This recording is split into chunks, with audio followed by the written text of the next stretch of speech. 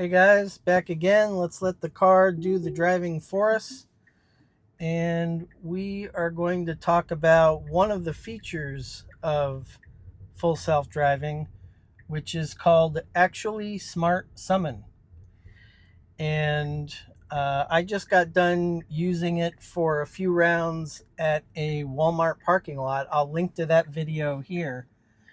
But one of the cool things about that feature, what makes it so useful, is if you just use your imagination of why might someone want to bring their car to them, if they're out shopping or what have you. I can think of a lot of different scenarios where that might come in handy. Let's say it's a cold day like this and the parking lot is covered in slush and snow and you don't feel like walking through it. You could bring the car to the front of the store to meet you there.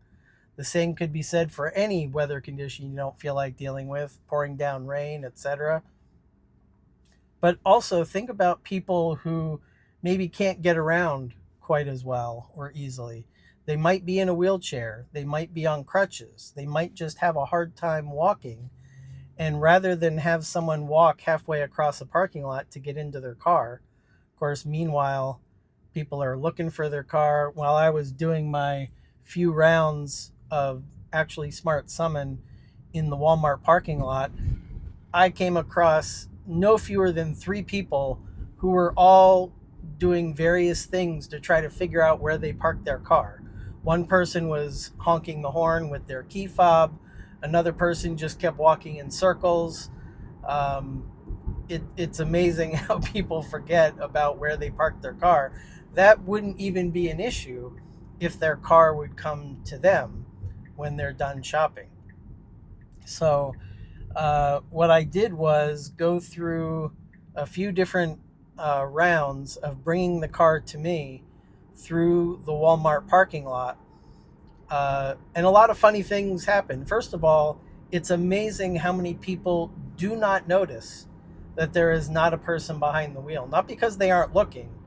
Of course, they just assume that somebody is behind the wheel when the car is moving slowly in the parking lot. But they also assume that a person is driving just because of how natural the car does navigate its way through the parking lot. It does uh, obviously avoid people, it avoids shopping carts, it avoids other cars, and in a very natural way, it can make its way through those obstacles and meet you up at the front of the store or wherever you happen to be. Now, there is a radius, um, and it's clearly visible in the app where you can make sure that as long as you are within a certain radius of the car, I don't know the exact distance, but I would estimate it's maybe 250 feet, something like that. If you're within a radius of that, which is a pretty large radius, 250 feet in all directions from the car, and it's as long as you're within that perimeter, you can have the car either come to you where you are standing holding the phone with the Tesla app and bring the car to you, or you can alternately pick any spot on the map that is within that radius, that 250-foot radius, and it will drive to that spot. So you could do either way, of a summon. There's also what used to be called summon. It was the old original summon feature, which is simply moving the car straight forward or straight back. That's most handy when all you're looking to do is get yourself out of a tight situation. Maybe you've got cars parked up directly against you and you want to be able to get inside your car, open up the car doors without hitting the car next to you. All I'm going to do here is increase my max speed a couple miles an hour. Let's bump it up to 49. This is a 45. I've got a couple cars behind me. I want to make sure we're being respectful of them. So that's the original summon, and that came out Oh my goodness. I know I used to use that on our Model 3, and we got that in 2019.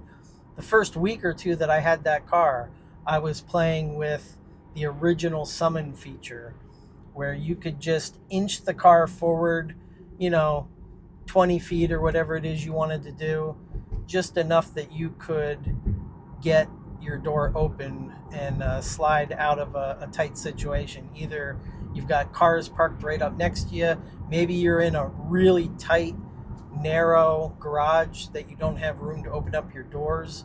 You could summon the car forward and back in order to get it just out of the garage, and then you can open up your doors freely. That was the original summon feature. And then later, another year or two later, there was then what Tesla called Smart Summon. And that is where you could then bring the car to you through a parking lot. And while it was called Smart Summon, and the cars certainly gave it the old college try, it wasn't all that smart, to be quite honest. Now, it wasn't going to hit people or things. That wasn't an issue. It wasn't going to hit anything of value. However, it wasn't always smart to know, like, a little grass area in the parking lot, that it shouldn't drive over that. Once in a while, it would actually run over a curb. And so it wasn't always the smartest. It also did not always take the most, what do I want to say, the most intuitive way of navigating through a parking lot. Sometimes it would block itself into a corner, or it just would take a very long way to get to wherever you were standing. And so that that second iteration that they called Smart Summon, sometimes just it worked okay, but you had to be super controlled about it. You basically had to make it super easy for the car to get from where it was sitting to where you were standing, with not a whole lot of obstacles in the way. Again, it wasn't going to hit people. It's not going to hit a car, but it didn't always navigate to you in a smart way. Hence why the current iteration now has the moniker Actually Smart Summon. And this version, no question, especially on these last couple iterations, the later versions of FSD 12, and now under the current FSD 13 versions, Actually Smart Summon, it really is smart. It really comes to you in a very natural way. Again, people do not even notice that there is a driverless car behind them or in front of them. Once in a while, you get somebody who just out of habit will wave to the car as they're walking in front. As the car pauses for them, they're thanking, supposedly the person behind the wheel for letting them go ahead, when really it's the car pausing for them automatically and letting them walk by. It does it so naturally. And then there are times where people do notice that, hey, this car is moving. There's no one behind the wheel. If you want, you can check out my other video of people in a Target parking lot. And I got a lot of fun reactions to that, where both Target employees and customers were pretty much going bonkers when they would see this car navigating through the parking lot, and they would do the double take, or they would just otherwise scream that they couldn't believe it, that a car without a driver is making its way at a very slow, steady, methodical pace through the parking lot and finding its way to its target, which in this case was me holding the button that literally says, "Come to me." So it really is a neat feature. And, eventually we're going to have the reverse of this. And I wouldn't be surprised if this is something that we see by even summertime. We very well might get the software update where it will be the exact opposite of bringing the car to you at a shopping center. And hence, right now, the working title of the feature is reverse summon. So, again, the idea is, why park somewhere in the parking lot and walk up to a store when you could have the car drop you off at the front door of the store? You, as the passenger or driver, you get out, and then the car goes and automatically finds a parking spot on its own. And again, in 20 years, this will absolutely be a standard feature on every car. It'll be no different than air conditioning. It'll be no different than having a radio. It will be totally standard issue to have a car that can both find a parking spot on its own, and when you are ready for it, you can summon the car to you.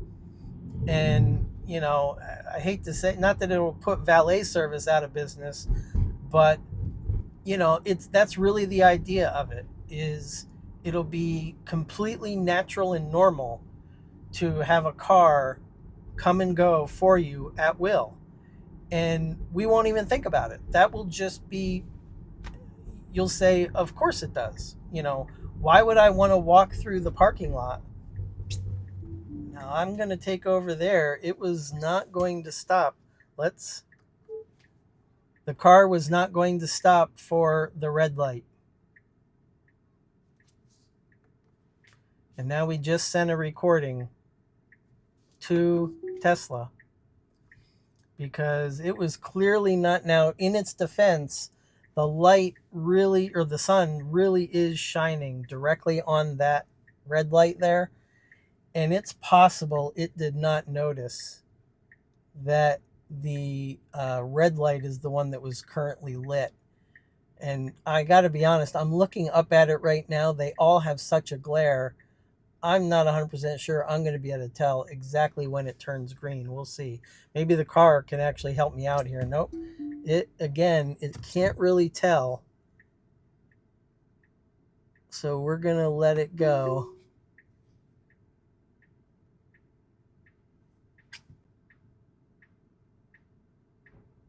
And now it's green. And we'll let it go. So there we go. It's not perfect. And that is why it is FSD supervised. But, again, it's only going to get better than this. It will only get better and better. And it does with every single software update. These software updates, right now, they come roughly every 4 weeks or so. Sometimes quicker, sometimes a little slower. It probably averages a software update per month. And, this is the worst that it'll ever be. It's only going to get better from here. So right there was a real world issue where the sun was blocking it a little bit. That's maybe something where when cameras on cars become standardized, and it's known that all the cars in a fleet have the same kind of camera with the same kind of focal length and vision and all that, that might be something where having a certain kind or a certain brightness of bulb in those stoplights will be a better signal for the cameras in the car to know exactly which one is lit up when the sun is shining directly on them and giving a lot of glare off of the red, yellow, and green lights. So, I'm just kind of thinking out loud with how would we want to handle that again 20 years from now. I think there would have to be some kind of standardization of the lights instead of, of course, nowadays a lot of the stoplights are using LED bulbs, and that's good. They last longer, they're brighter, all that good stuff. My guess is maybe we need to not only get standardized cameras across the whole fleet, where their vision, features and limitations are known.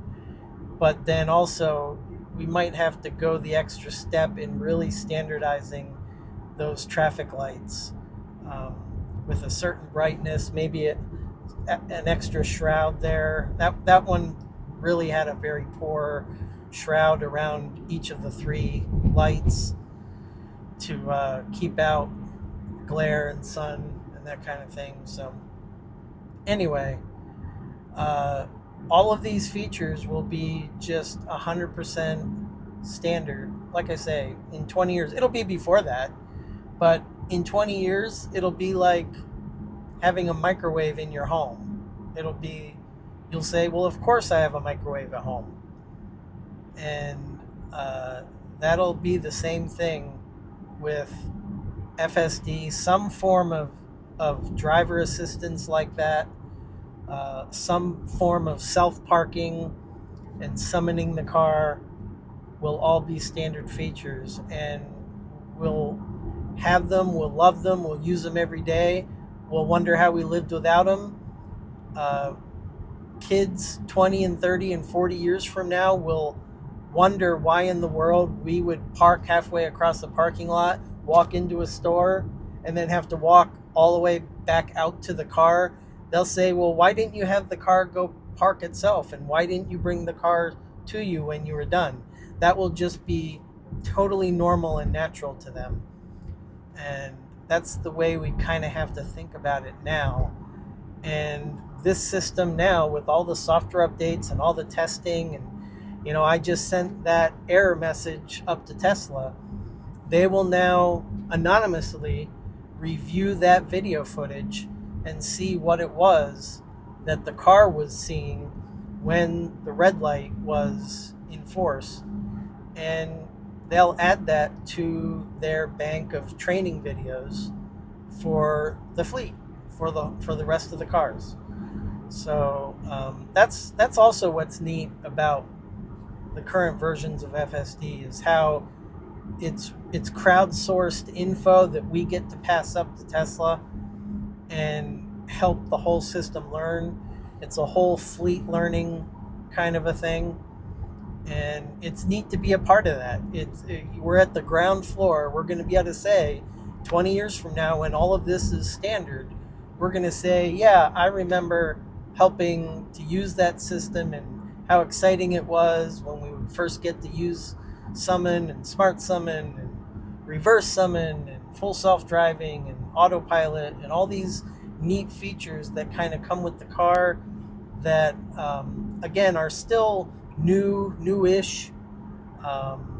There's a lot of, Christmas morning type excitement about these features every time a new software update comes in.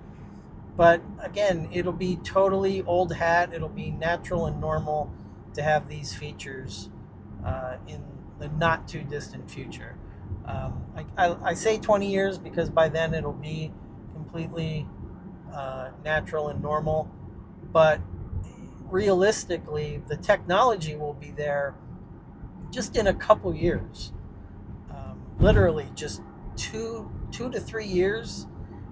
I think all these features we're talking about, from a software perspective, from a hardware perspective, they really will be perfected or close to perfected.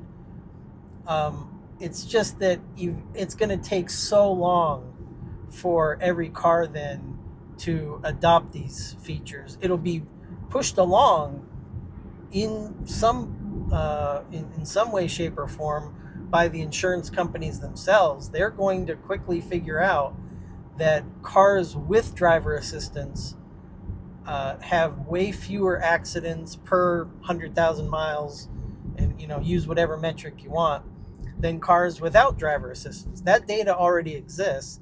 It's already about a 5-to-1 ratio. There's already 5 accidents on a non FSD type equipped car for every one that there is. That's already a 5-to-1 ratio. They want to get it to 10-to-1, but it doesn't even have to get to 10-to-1 for insurance companies to really latch onto this and say, wow, these autopilot and full self-driving features, they really do make the driving experience safer. There's less accidents. They're making less. They're doing less claims for different types of accidents and thefts and all that other stuff. So they're going to be pushing from the insurance standpoint for cars to have different driverless, automated features, because from an economic standpoint, it's going to be worth it. It's going to be fewer lives lost. It's going to be fewer injuries.